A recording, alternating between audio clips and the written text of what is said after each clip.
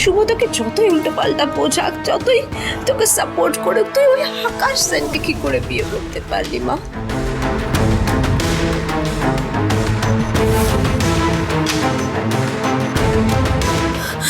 আমার কাছে এটা ছাড়া আর কোনো উপায় ছিল না মম। এসব কি করে হলো আয়না? কবে থেকে এই বিপদটা বাঁধালি? হ্যাঁ, কবে থেকে ওই ওই আকাশ?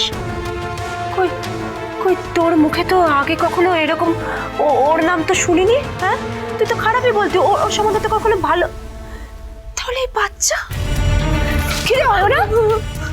বল বল, তুই কি ভুলে গেছিস যে আকাশ একটা ক্রিমিনাল?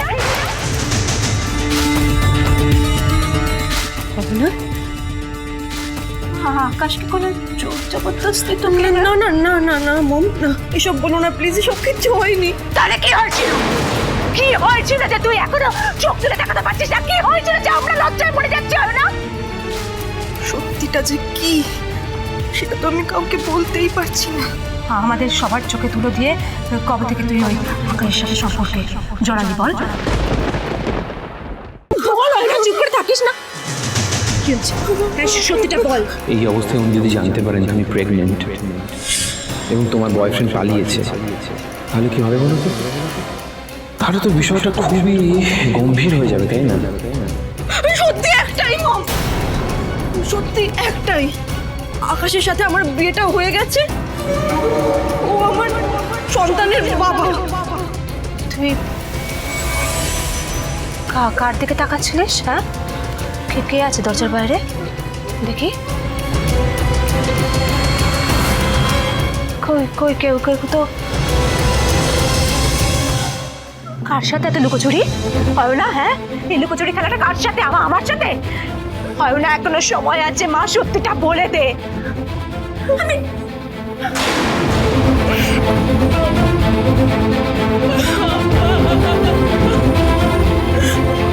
আমার জন্যই সবকিছু হয়েছে। বড়দা ভাইয়ের অবস্থা খারাপ হয়ে গেছে আমার জন্য।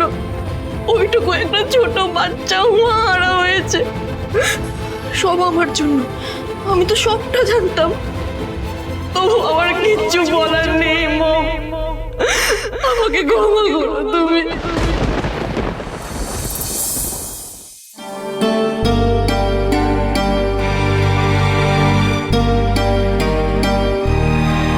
আচ্ছা দা ভাই, তোর কি সত্যি মনে হয় যে ঠাম্মি জানে শুভ কোথায়? তাহলে চল না, ঠাম্মিকে আরেকবার গিয়ে জিজ্ঞেস করি।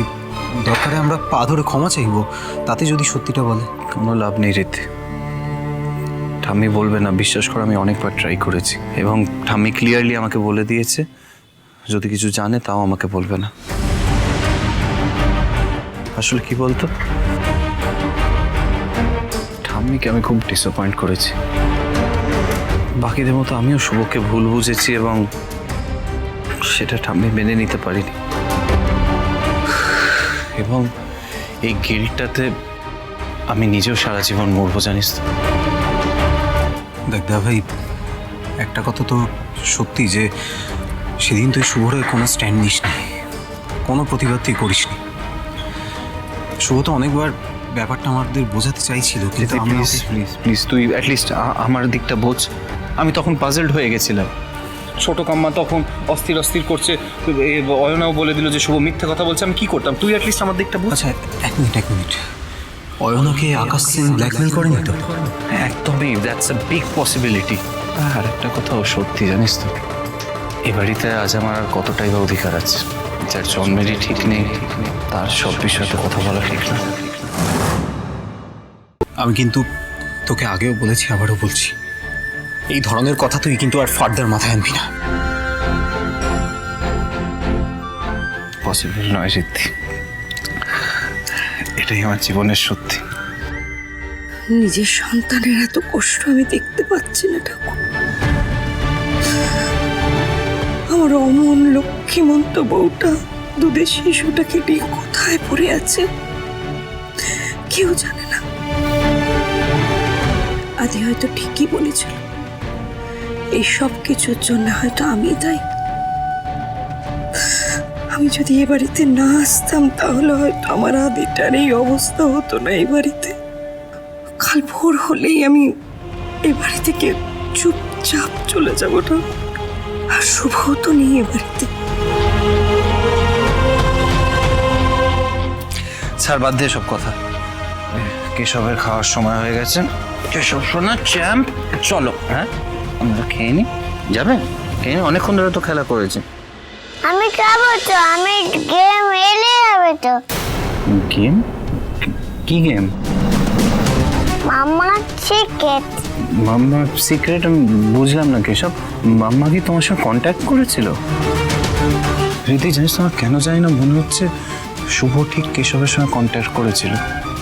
তার মানে জানিস তো আমি ঠিকই ধরেছিলাম। আমি তখন যখন ঠাম্মির রুমে গেছিলাম শুভই ঠাম্মিকে ফোন করেছিল কেশবের সঙ্গে কথা বলবে বলে। জানিস তো আমার মন বলছিল শুভ কোথাও দূরে যায়নি। কিন্তু তুই এতটা শিওর হচ্ছিস কি করে? আমি শিওর ঋদ্ধি, শুভ কেশবকে ছেড়ে দূরে কোথাও যেতে পারে না। ঋদ্ধি চল না প্লিজ, কালকে একবার আমরা আশেপাশে খুঁজে আসি। আমরা এইভাবে এত সহজে হার মানলে তো চলবে না। যাবো দাদা, কালকে আমি তোর সঙ্গে যাবো শুভকে খুঁজতে। তুই একবার গিয়ে শুভকে সরি বলবি, দেখবি ও সমস্ত অভিমান ভুলে তোর কাছে আবার ফিরে আসবে। আমি যাবো তোর সঙ্গে। হোপ সো ঋদ্ধি, হোপ সো।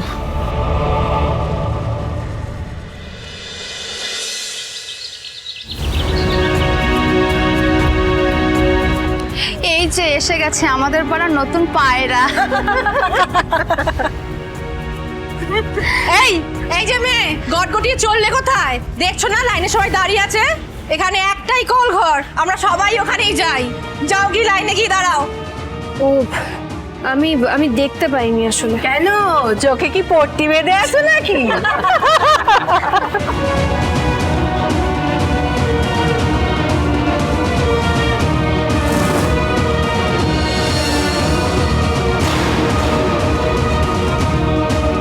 এই মেয়ে শোনো না, আমাকে একটু ছাড়ো না গো। আমার বাড়িতে না ছোট বাচ্চা আছে, ওকে একা রেখে এসেছি, খুব কাঁদছে গো। তুমি একটু দাঁড়াও, আমি এক্ষুনি সেরে চলে আসবো। এটা কি হলো? লাইন ভেঙে ওকে আগে যেতে দেওয়া হলো কেন? না মানে উনি তো বললেন বাড়িতে বাচ্চা আছে, একা আছে, তাই আমি যেতে দিলাম। কোথা থেকে এলো রে দরদিনী মা আমার? ওর বাচ্চা এলো কোথা থেকে? ওর বিয়েই তো হয়নি। দিল তো, বোকা বানিয়ে দিল তো। এটা ওই বড় বাড়ির বউটা না, যাদের মশলার কারবার আছে? তাই নাকি? আমি তো শুনছিলাম ওরা নাকি আগে বিদেশে থাকতো। বিদেশে থাকতে থাকতে আমাদের পাড়ায় এসে থাকতে লাগলো কেন? নিশ্চয়ই বাড়িতে কোনো ঝগড়া হয়েছে, কাজে বাড়ি দিয়েছে মনে হয়। নইলে ওই রকম একটা বাড়ি ছেড়ে এই রকম একটা বাড়িতে উঠবে কেন? আমি পরে আসছি। অমনি কি আর কেউ বউ বাচ্চাকে বাড়ি থেকে বের করে দেয়? যা বলেছো, দেখো খোঁজ নিয়ে, নিশ্চয়ই এর কোনো লটঘট কেস আছে। বলছি কি, আমার পরিবারের সঙ্গে আমার কি হয়েছে সেটা তো একান্তই ব্যক্তিগত একটা ব্যাপার। সেই নিয়ে আপনারা কথা বলবেন, আমি আপনাদের কথা বলা বন্ধ করতে পারবো না। সেটা সত্যি বলতে কি আমার কাজও নয়। তবে আপনাদেরকে একটা কথা আমি বলতে চাই, আমার ভদ্রতাকে কোনোভাবে কিন্তু আমার দুর্বলতা ভাববেন না। আপনারা আমাকে যা নয় তাই বলে দেবেন, আমি চুপচাপ সেটা শুনবো, সেটা কিন্তু হচ্ছে না। হ্যাঁ, আমি কোথায় ভাবলাম আমি একা একজন মহিলা নিজের সদ্যজাত শিশুকে নিয়েই পাড়ায় এসছি। কোথায় আপনারা আমার সঙ্গে সহযোগিতা করবেন তা না, উল্টে আমাকেই হেনস্থা করছেন। আপনারা চিন্তা করবেন না, আমি এই পাড়া ছেড়ে কোথাও যাব না, এখানেই থাকবো। একটা কথা আশা করি আপনারা বুঝতে পারছেন যে আমি যদি আমার সন্তানকে নিয়ে ওই অবস্থায় অত বড় একটা বাড়ি ছেড়ে এই পাড়ায় থাকতে পারি, সুতরাং আমার ক্ষমতা কতটা, কাজেই সাবধান। কি অশুভ দিন।